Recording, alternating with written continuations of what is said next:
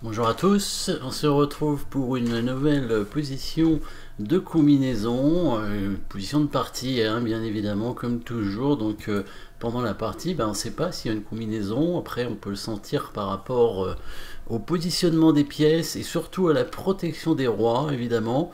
Hein, comme souvent, ici par exemple, en fait les deux rois sont en danger, mais quand même le roi blanc peut-être un petit peu plus que le roi noir. Bon, c'est au noir de jouer, donc déjà c'est un avantage bien entendu, l'initiative de jouer un coup pour créer les menaces. Donc le roi blanc est en danger parce que il y a un trou, évidemment, devant lui. La case en B2 ici est vide. Et en plus, il y a un pion noir très avancé qui contrôle cette case. Et il y a même la dame noire, qui est toute proche de venir faire le fameux baiser de la mort, là, à côté du roi blanc, protégé par le pion. Donc qu'est-ce qu'il faudrait faire? C'est bouger le cavalier probablement. Alors du côté des blancs quand même, ils peuvent avoir des menaces, mais elles sont moins évidentes, même s'il y a quand même des menaces, évidemment, avec la dame qui peut prendre le pion en G7, avec l'attaque de la tour non protégée sur échec, et du pion ici, puisqu'il y a la tour qui contrôle. Alors la tour qui est en prise, les noirs pourraient prendre cette tour évidemment, pour gagner une qualité, puisque pour l'instant les blancs ont pris un cavalier en F5 ici, donc ils viennent de prendre une pièce, donc dans la position les blancs ont une pièce d'avance, un cavalier, un fou de plus en fait, très exactement. Les noirs pourraient récupérer la tour et du coup gagner une qualité, sauf que ça va donner l'initiative à l'adversaire qui eux de leur côté vont créer des menaces avec la prise du pion G7. Donc ça ce serait une erreur de prendre la tour. Il faut absolument avec les noirs trouver une façon de créer des menaces sur le roi. Donc on a vu cette possibilité pour la dame de venir sur cette case à la place du cavalier. Donc il faudrait trouver un coup de cavalier, bon, le cavalier qui peut bouger n'importe où, et la dame menacerait mat en deux coups du coup.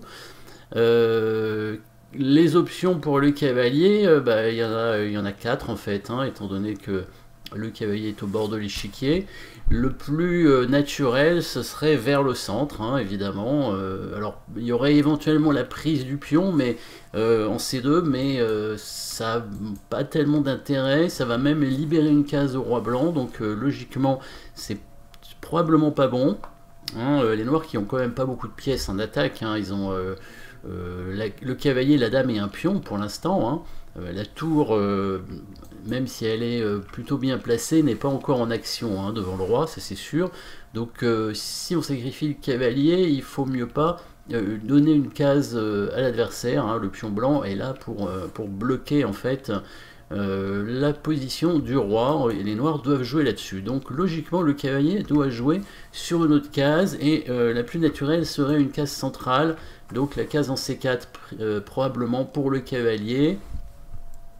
Les noirs qui ont aussi évidemment l'idée, si jamais le roi vient se mettre en B1 pour protéger son pion, parce que la menace des noirs c'est bien sûr de faire échec et de mater en B2, donc là sur le coup de cavalier. La dame viendrait faire échec en A3, et du coup on ferait le baiser de la mort en B2. Donc l'idée pour les blancs serait par exemple de bouger le roi, dans l'idée pour empêcher que la dame noire ne fasse échec. Dans ces cas-là, si la dame vient en A3, le cavalier blanc pourrait revenir protéger la fameuse case en B2. Mais dans ce cas, si le roi vient en B1, les noirs ont l'idée d'amener le cavalier en D2 sur échec. C'est pour ça qu'il faut le mettre en C4 pour utiliser le cavalier pour l'attaque. Parce que, encore une fois, une dame et un pion, ça peut ne pas suffire, surtout s'il y a le cavalier blanc qui revient. Donc on voit le cavalier en C4 qui veut faire échec en D2, et si la tour prend le cavalier, on voit la possibilité pour la dame noire de faire le maître du couloir en F1 là-bas. Par exemple, donc roi B1, cavalier D2 échec. Si jamais la tour prend le cavalier, la dame noire fait échec ici sur cette diagonale, et les blancs peuvent couvrir, et ce serait échec et mat quoi qu'il arrive, le mat du couloir. Il faut évidemment aller un peu plus loin dans l'analyse, puisque le roi blanc peut se décaler en A1, bien évidemment. À ce moment-là, la dame noire viendrait en A3 pour créer la menace de mat en B2. Le cavalier viendrait en D3, et c'est là où la tour va jouer un rôle et va monter le fameux coup en équerre qui permettra de créer un mat imparable. Donc sur le coup, ici, roi 1, la dame vient en A3, donc faire menacer bien sûr le mat ici.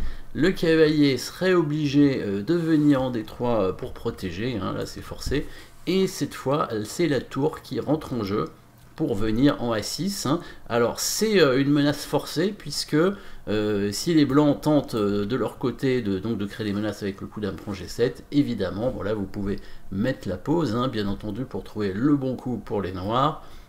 On joue dame prend A2 échec, voilà, et faire ouvrir l'espace sur le roi blanc, et c'est bien la tour qui donne échec et mat ici, l'aide du cavalier et du pion. Voilà, alors déjà c'est une première variante à regarder, évidemment. En plus c'est pas la variante principale, donc là c'est là où c'est compliqué dans cette combinaison, c'est qu'il faut voir cette variante, mais c'est simplement un bout de la combinaison. Après le coup cavalier C4, le coup principal pour éviter le mat, c'est bien de jouer le pion de 2 cases. Évidemment, pour bloquer la dame qui ne peut plus du coup venir en A3. Il y avait une autre menace, éventuellement, c'était aussi de prendre le pion, si les blancs n'avaient pas de possibilité de leur côté de faire une contre-attaque avec des échecs. Évidemment, on préfère dame A3 échec, mais la prise du pion était envisageable. Par exemple, sur le coup cavalier D3 immédiatement, par exemple sur le coup cavalier D3, alors là on pourrait faire tout simplement dame prend A2 avec la menace de mat en A1 qui serait imparable.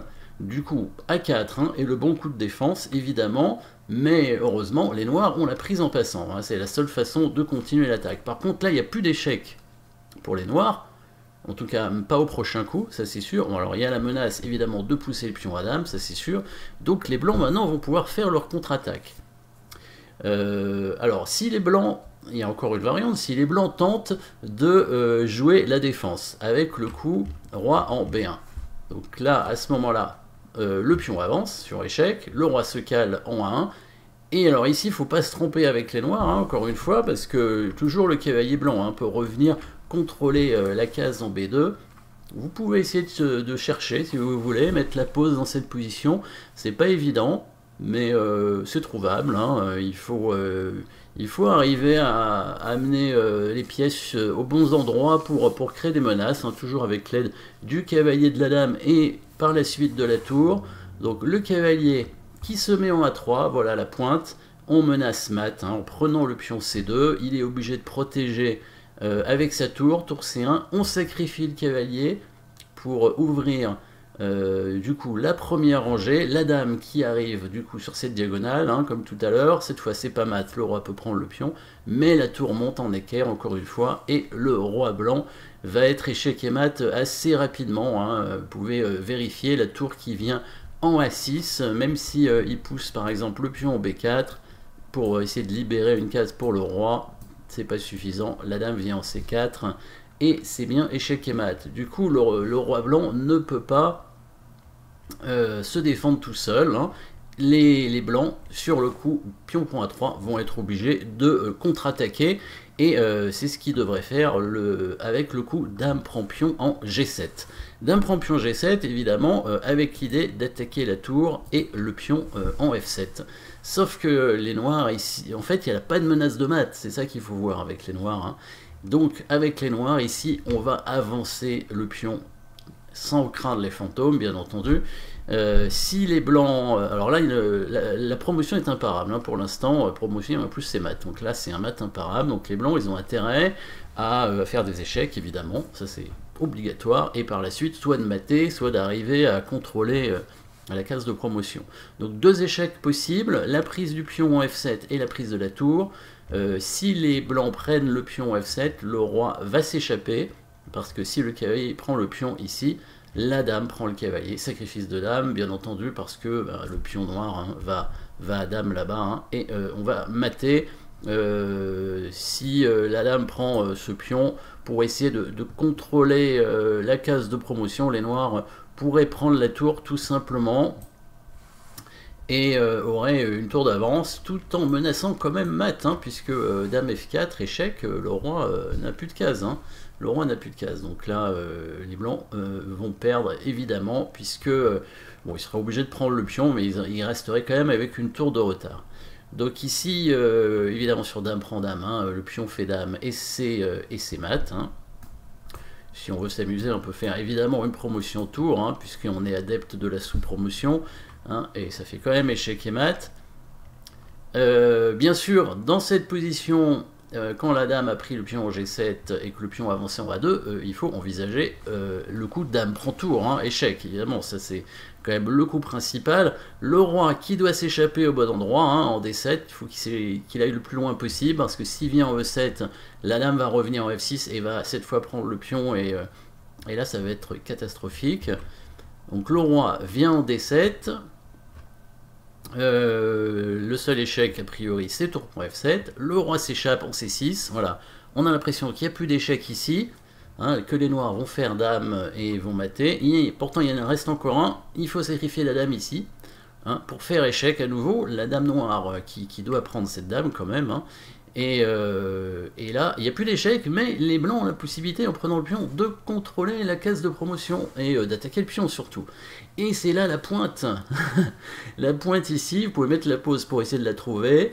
Donc on est quand même 7 coups plus tard, hein, par rapport à la position de départ. Donc toute la combinaison joue sur ce prochain coup pour les noirs, hein, qui va permettre aux noirs de gagner suffisamment de matériel pour être sûr de gagner la partie, puisque maintenant le pion est bloqué, en tout cas pour l'instant. La tour menace de le prendre, mais il y a d'autres menaces de l'autre côté, et si vous avez eu le temps de chercher, peut-être avez-vous trouvé le très fort coup dame F8, voilà, qui attaque le cavalier non protégé et qui contrôle la case d'interception pour le cavalier. Voilà, le but des noirs qui va être principalement de bloquer la tour blanche pour éviter qu'elle prenne le pion et pour permettre au pion d'aller à dame tout simplement. Donc le cavalier blanc qui est perdu ici, puisque s'il bouge, hein, donc il pourrait aller en D3, et ben par exemple, hein, pour ne pas être pris par la dame, le cavalier noir, hein, viendrait et intercepterait tout simplement la tour, et le pion irait à dame au prochain coup. On pourrait envisager en fait le meilleur coup, hein, pour les blancs. Ici la position des blancs est perdue, on pourrait envisager la prise du pion bizarrement, hein, avec les blancs, avec l'idée de prendre en fait sur cavalier A3 ce pion là. Évidemment les noirs vont faire dame, hein, et il y aura quand même 2 dames, hein, chez les blancs, chez les noirs pardon, donc ça fait quand même beaucoup. On pourrait continuer comme ça, échec, le fou qui vient en E3, la dame qui vient échec, le cavalier qui arrive à couvrir les échecs.